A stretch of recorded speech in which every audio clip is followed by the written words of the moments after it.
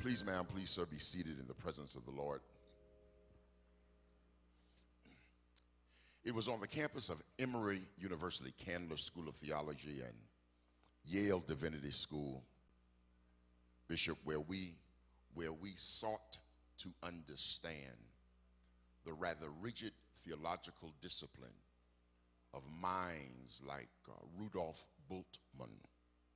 who offered to us, from a theological perspective, a reading on the development of God's word. And it is the argument of Bultmann that what we have in the Old Testament is the result of some pre-literary antecedents that come to us in the form of the Yahwistic, the Elohistic, the Deuteronomic, and the priestly traditions before they ever reach the format that we recognize as Genesis, Exodus, Leviticus, Numbers, and Deuteronomy. That the ranklings of a Bultmann work in tandem with a Willie Markson,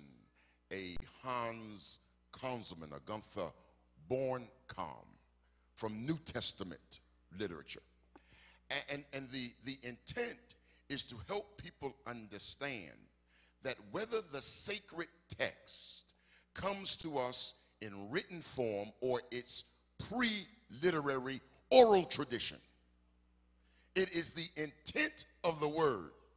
to instill principles of spirituality in the life of the believer. Can I talk up in here? So whether you read it or you hear it, its raison d'etre, its reason for being, its sitz im libum, its situation in life is intended to produce a spirituality, watch this now, with principles that you can take with you through the door. Can I talk up in here? In other words, the high purpose of preaching is not to stir you with the rhetorical tools of emotionalism, but rather